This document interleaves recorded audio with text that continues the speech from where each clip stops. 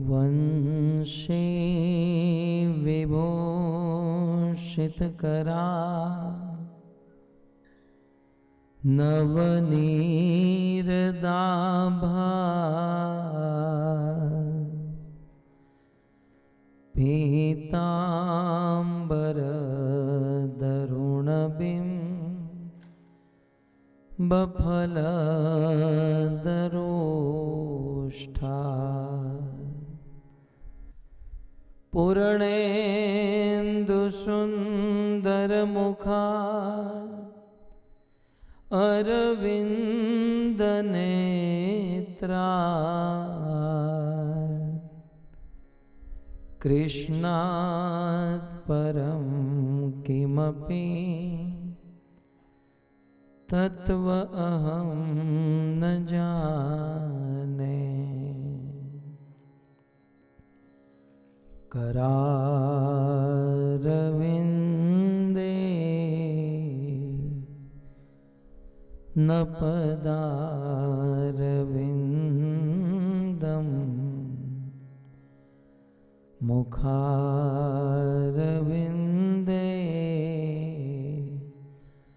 विनिवेशयन्तम् वटस्य पत्रस्य पुटे शयानं बालं मुकुन्दं मनसा स्मरामि। अगरे करुणा मत पाण्डवानां दुशासनेन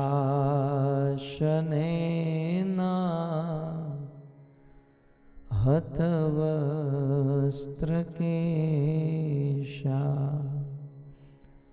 कृष्णात्तदाक्रोशदनन्य नाथ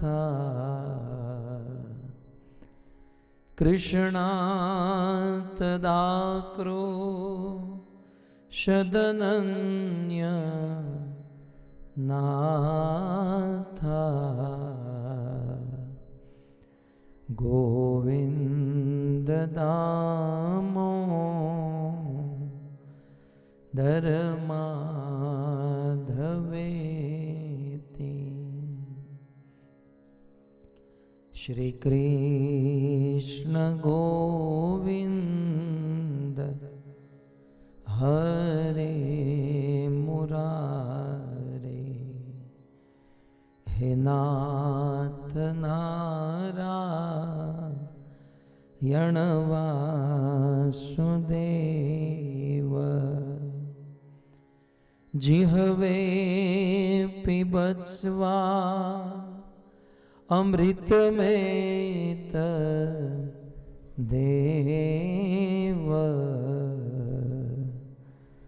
गोविंद दामोदर माधवेति।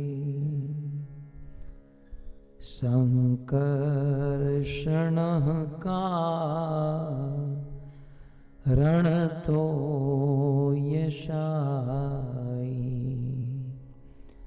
गर्भोदशायि च पयोदिशायि। शेषश्च यस्यां सकलास नित्या, शेषश्च यस्यां सकलास नित्या। नन्दाख्यरामं शरणं ममास्तु।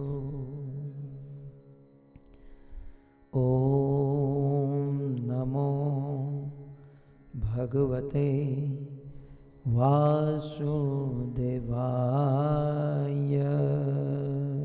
ओम नमो भगवते वासुदेवाय। ओम नमो भगवते वासुदेवाय। ओम नमो भगवते वासुदेवाय। ओम नमो भगवते वासुदेवाय। ओम नमो भगवते वासुदेवाय। नारायणं नमस्कृत्य नारायणं नमस्कृत्य नरं चैव नरोत्तमं नरं चैव नरोत्तमं देवीं सरस्वतीं व्यासं देवीं सरस्वतीं व्यासं ततो जयमुदीरये। ततो जय उदीरये। नष्टप्रायेषु अभद्रेषु नष्टप्रायेषु अभद्रेषु नित्यं भागवत सेवया। नित्यं भागवत सेवया। भगवती उत्तमश्लोके भगवती उत्तम श्लोके भक्तिर्भवति नैष्ठके। भक्तिर्भवति नैष्ठिकी। श्रीमद्भागवतम स्कंद 10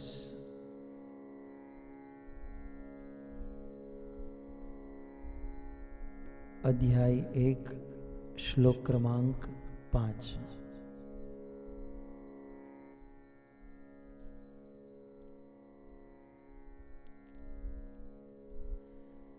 पितामहा में समरे मरंजये।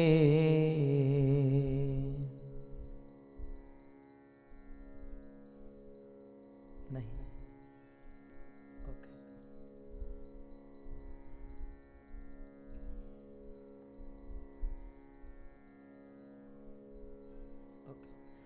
पितामहा में समरे मरंजये। गाइए माइक में। समरे मरंजये देवव्रतादिरथेस्तिमिङ्गले। देवाव्रतादिरथस्तिमिङ्गले। दुरत्ययं कौरवसैन्यसागरम्।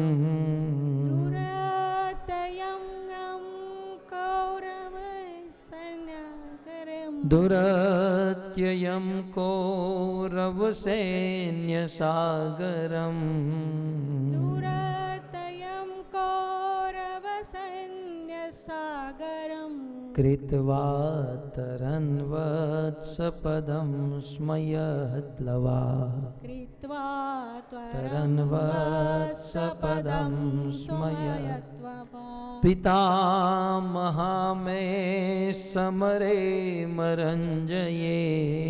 पितामहा में समरे मरंजये। देवव्रतायादिरथेस्तिमिङ्गले। देवव्रतायादिरथेस्तिमिङ्गले। दुरत्ययं कौरवसैन्यसागरम्। दुरत्ययं कौरवं सैन्यसागरम्। दुरत्ययं कौरवसैन्यसागरम्। दुरत्ययं कौरवसैन्यसागरम्। सैन्यसागरं कृत्वा तरन्वत्सपदं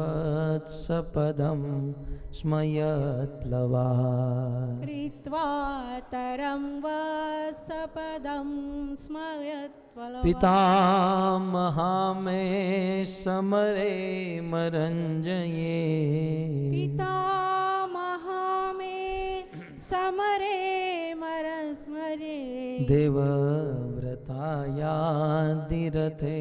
स्तिमिङ्गले देवाव्रताया तिरस्तेऽस्तिमिङ्गिले दुरत्ययं कौरवसैन्यसागरम् दुरात्ययं कौरवसैन्यसागरं दुरत्ययं कौरवसैन्यसागरम् दुरात्ययं कौरवसैन्यसागरं कृत्वा तरन्वत्सपदं स्मयत्प्लवा कृत्वा तरं वसपदं स्मयत्प्लवा।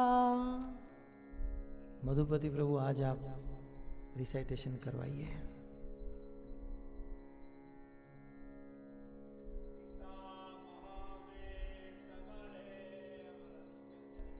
पितामहा में समरे मरञ्जये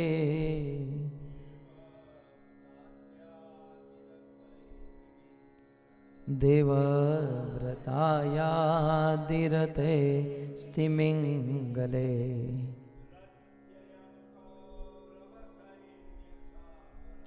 दुरत्ययं कौरवसैन्यसागरम्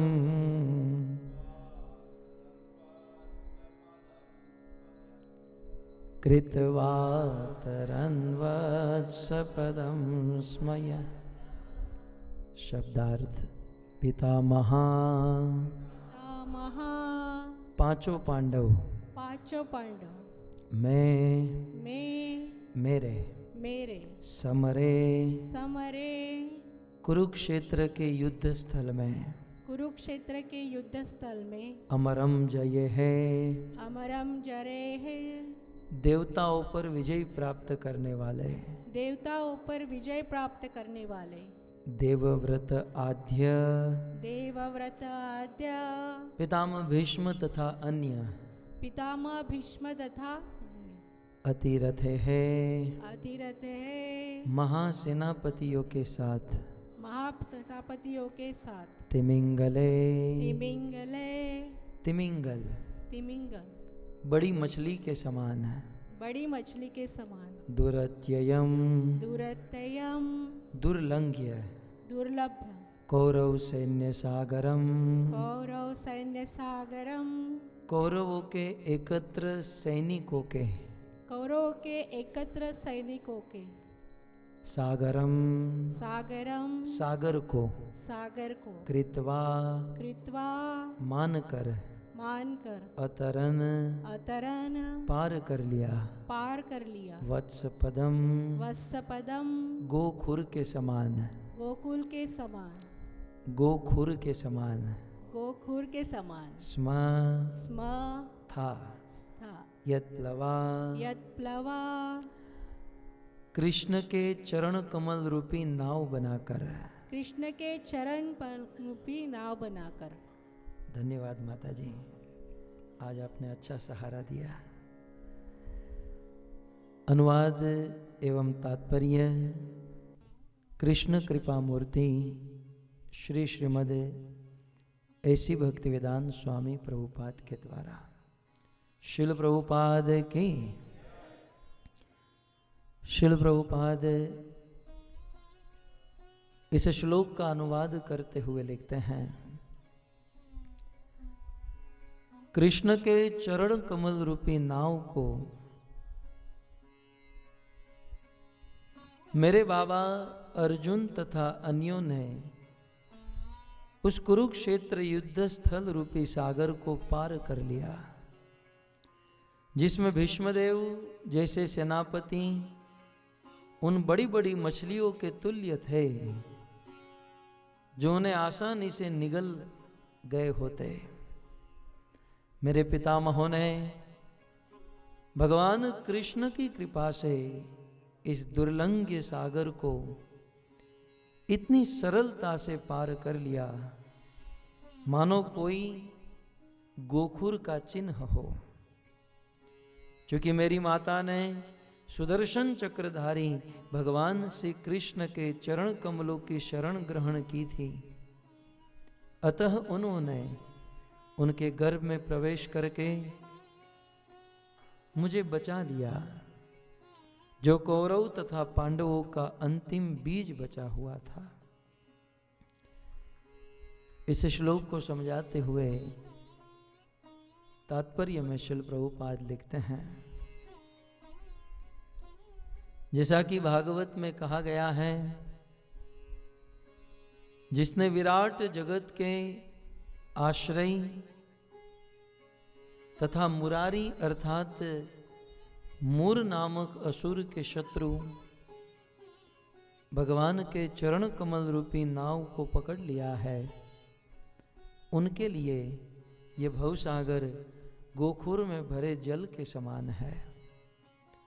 उसका लक्ष्य परम पदम अर्थात वैकुंठ होता है, जहां भौतिक कष्टों का नामो निशान नहीं रहता, न कि वह स्थान जहां पग पग पर संकट है। जो व्यक्ति भगवान कृष्ण के चरणों की शरण लेता है, उसे तुरंत ही भगवान सुरक्षा प्रदान करते हैं। भगवद गीता में कृष्ण ने कहा है, अहम त्वाम सर्व पापेभ्यो मोक्ष इक्ष्यामि मा शुचा। भगवान श्री कृष्ण की शरण में आने से मनुष्य सबसे सुरक्षित आश्रय प्राप्त कर लेता है। इस तरह जब पांडवों ने कृष्ण के चरण कमलों की शरण ग्रहण कर ली, तो वे कुरुक्षेत्र की युद्ध भूमि में सुरक्षित रहे और विजय प्राप्त कर लिए। नमो विष्णुपादाय कृष्ण पृष्ठाय भो, बोलिए श्रीमते भक्ति वेदांत स्वामिनिति नामिने। नमस्ते सरस्वते देव गौरवाणी प्रचारिणे निर्विशेष शून्यवादी पाश्चात्य देशतारिणे। जय श्री कृष्ण चैतन्य प्रभो नित्यानंद श्री अद्वैत गदाधर श्रीवासादि श्री गौर भक्तवृंद। हरे कृष्णा कृष्णा कृष्णा हरे हरे हरे राम राम राम हरे हरे। वंदे नन्ताद्भुतेश्वर्यम् श्रीनित्यानन्दम् ईश्वरम् यस्येच्छया तत्स्वरूपम् यस्येच्छया तत्स्वरूपम् अज्ञेनापि निरूप्यते अज्ञेनापि निरूप्यते। श्री दाऊजी महाराज की, कृष्णचंद्र भगवान की, श्रील प्रभुपाद की। हरे कृष्णा कृष्णा हरे हरे, हरे राम राम राम हरे हरे।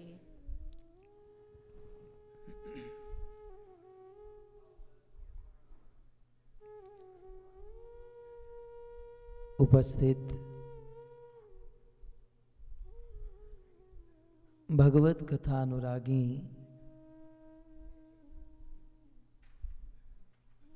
पधारे हुए श्रोतावृंद, इस सभा को सुशोभित करने वाले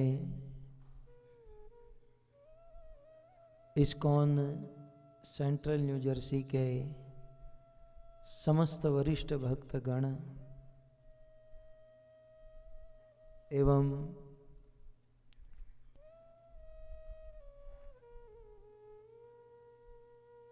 इंटरनेट आदि के माध्यम से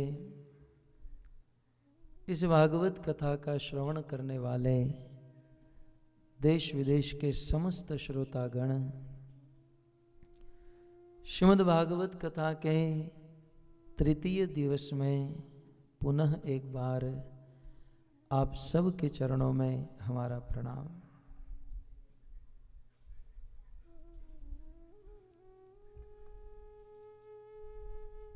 दूर दूर से आए हुए अतिथि मेहमान महानुभाव का भी हम स्वागत करते हैं। विशेष स्वागत करते हैं श्रीमान रमन शर्मा प्रभु,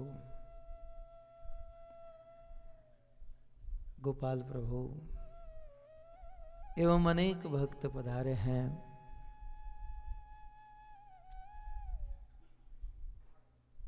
परम सौभाग्य है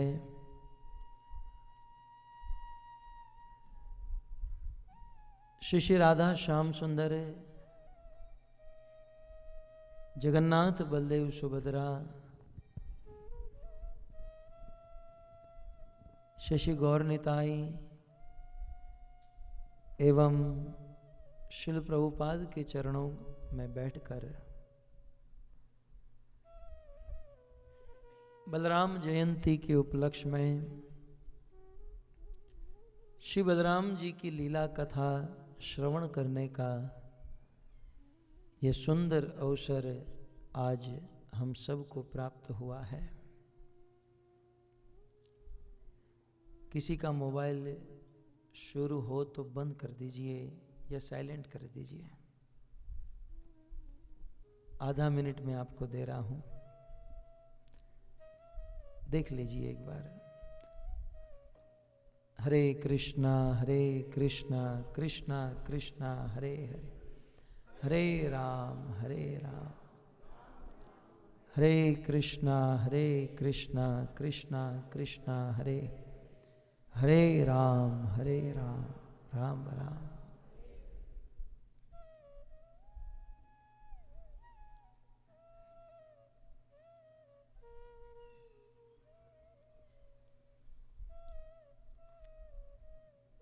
श्रीमद् भागवत जो साक्षात भगवान की वांगमयी मूर्ति है, श्रीमद् भागवत जिसका श्रवण करने से भगवत प्रेम की प्राप्ति होती है,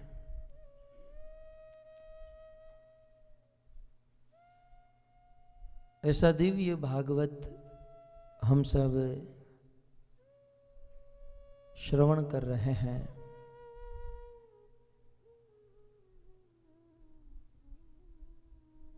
कविराज महानुभाव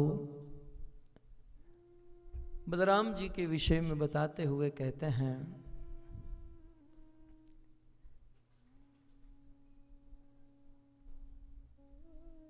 कि बलराम जी कृष्ण के बड़े भाई बनकर क्यों आए। हम रोज कविराज गोस्वामी की 2 पंक्ति गा रहे हैं। उस 2 पंक्ति में ऐसा कहा गया है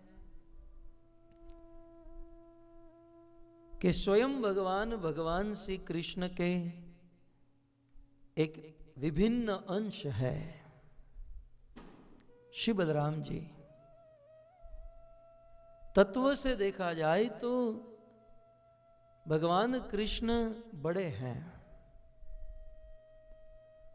परंतु द्वापर युग में भगवान की लीला में देखा जाए तो कृष्ण छोटे हैं और बलराम बड़े हैं, ऐसा क्यों? इसका उत्तर देते हुए कविराज महानुभाव ने कहा, रामेर चरित्र सब दुखेर कारण, रामेर चरित्र सब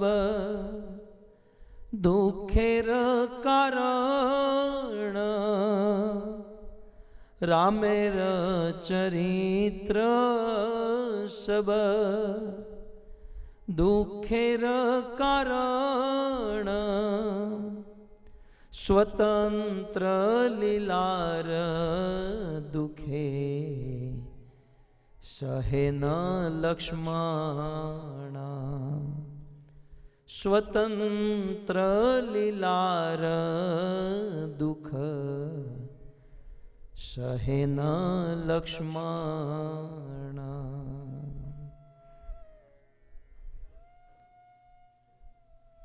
श्री चैतन्य चरितामृत की आदि लीला के पंचम परिच्छेद में कृष्णदास कविराज गोस्वामी ये पद लिखते हैं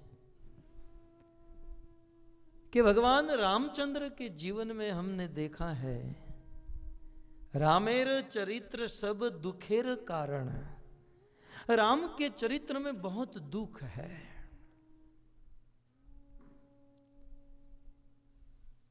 यद्यपि कविराज गोस्वामी कहते हैं कि लक्ष्मण चाहते तो तुरंत राम के दुख को दूर कर सकते थे,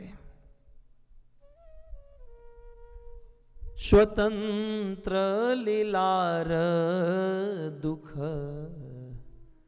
सहे न लक्ष्मण, लक्ष्मण यदि चाहते तो राम के दुख को दूर कर सकते थे,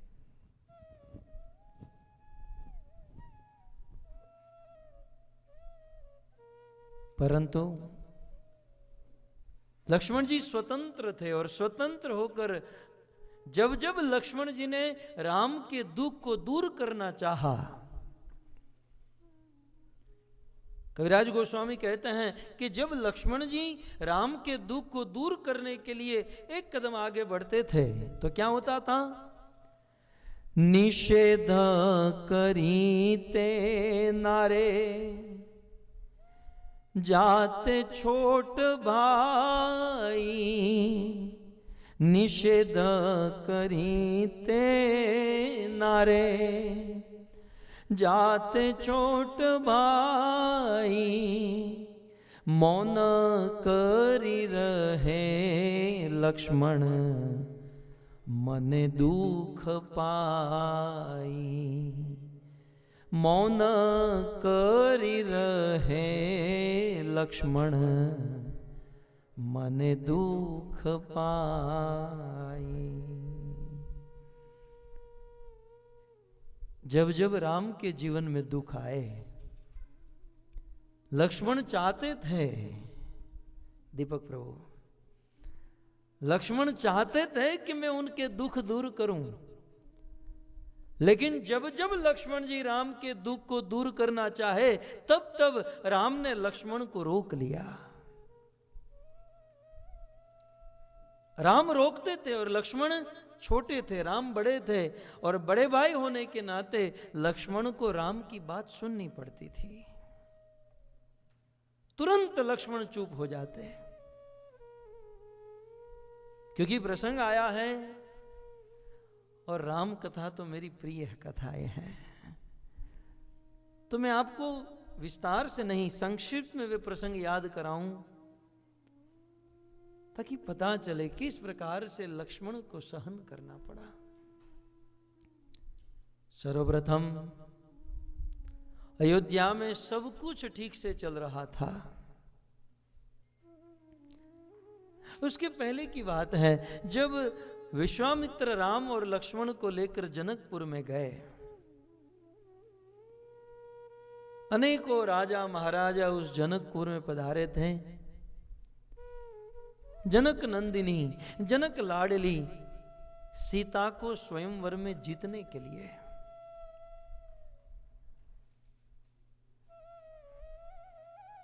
राजा जनक ने एक प्रतियोगिता रखी थी। शिव जी का पिनाक नाम का धनुष यदि कोई अपने स्थान से उठा ले और उस पर रस्सी व प्रत्यंचा चढ़ा दे तो वह वीर सीता के साथ विवाह कर सकता है। ऐसा वर्णन है कि एक के बाद एक राजा महाराजा खड़े हुए, लेकिन धनुष को उठा नहीं पाए। एक एक राजा से धनुष नहीं उठा तो पार्टनरशिप में बिजनेस शुरू किया।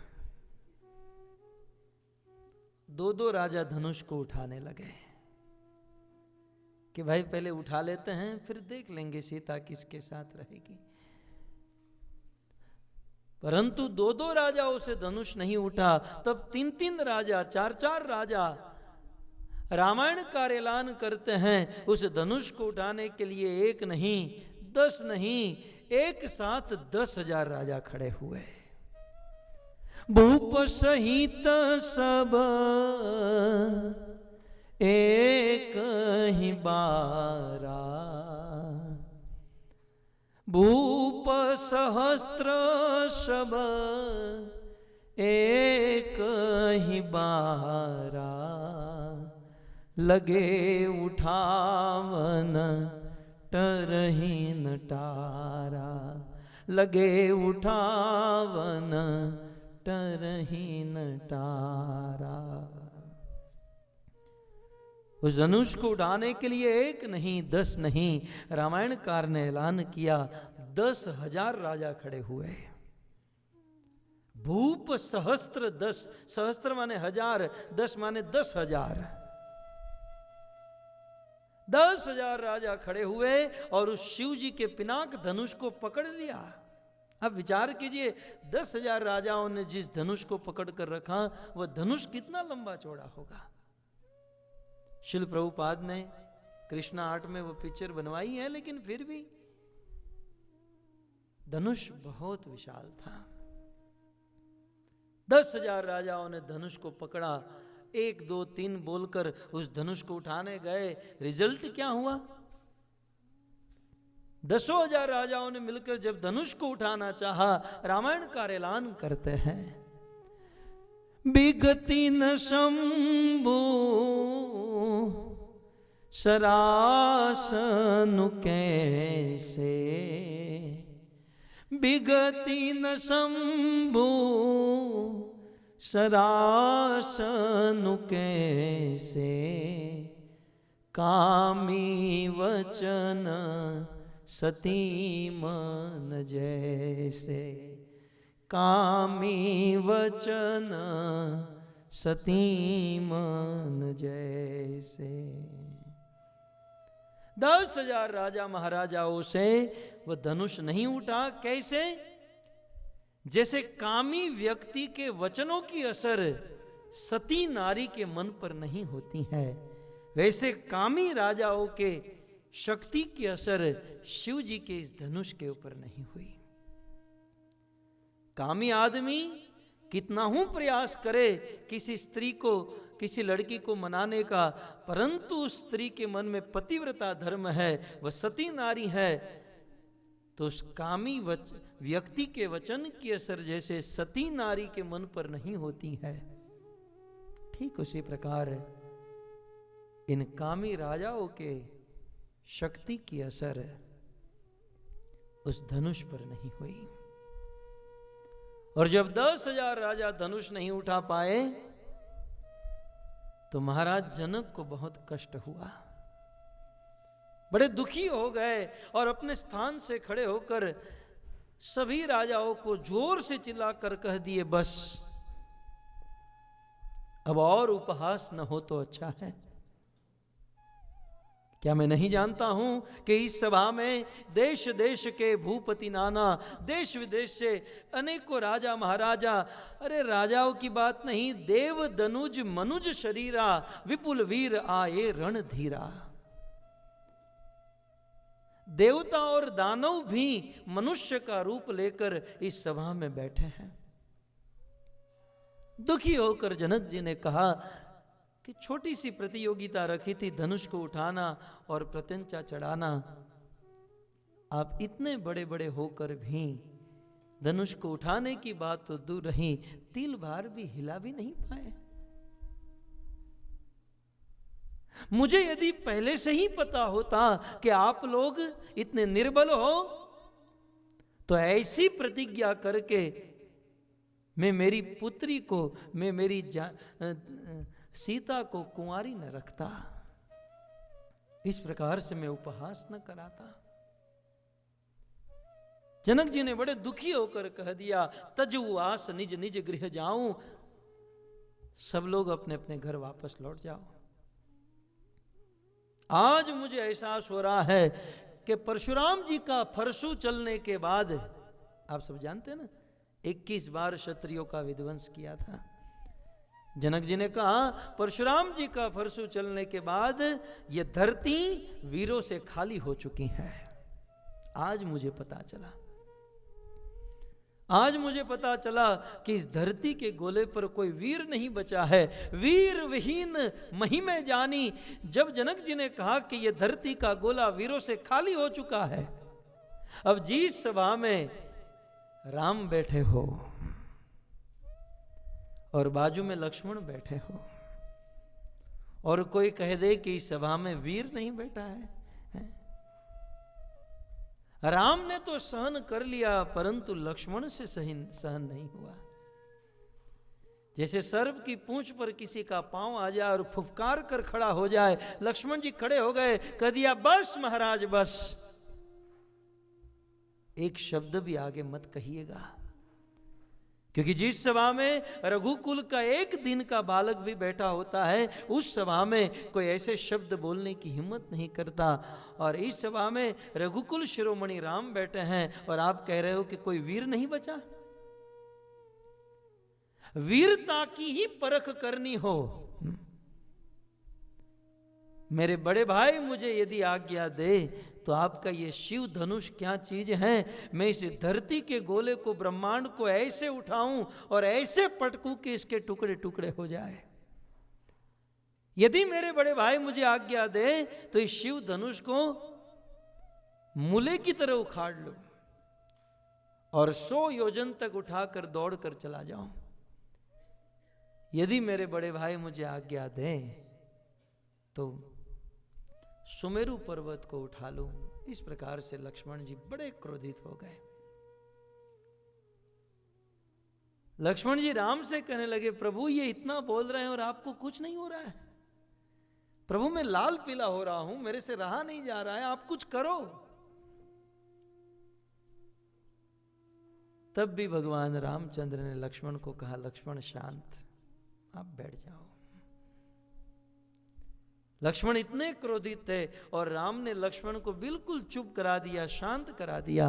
बोले बैठ जाओ। बोले क्यों आप कुछ नहीं करते? तब भगवान रामचंद्र ने कहा, मुझे भी धनुष तोड़ना है, धनुष मुझसे ही टूटने वाला है, लेकिन क्या करूं लखन, गुरुदेव की आज्ञा नहीं है। कितना सुंदर आचरण रहा भगवान रामचंद्र का।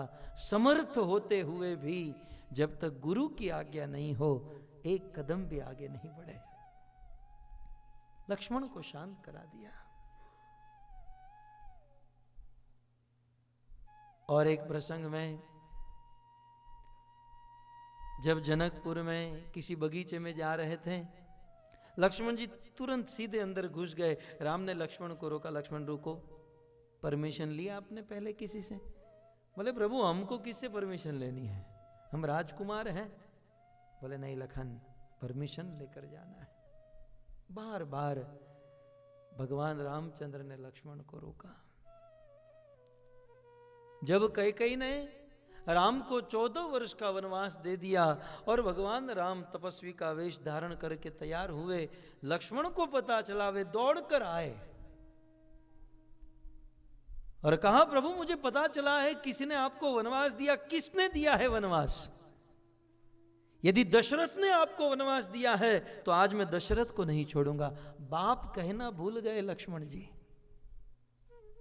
राम के ऊपर जब जब आंच आई, लक्ष्मण से सहन नहीं हुआ। बोले, जिस किसी ने आपको वनवास दिया है आज मैं उसे मौत के घाट उतार दूंगा। उस समय भी राम ने लक्ष्मण को रोका, लक्ष्मण आज के बाद तुम मुझे अपना भाई मत समझना,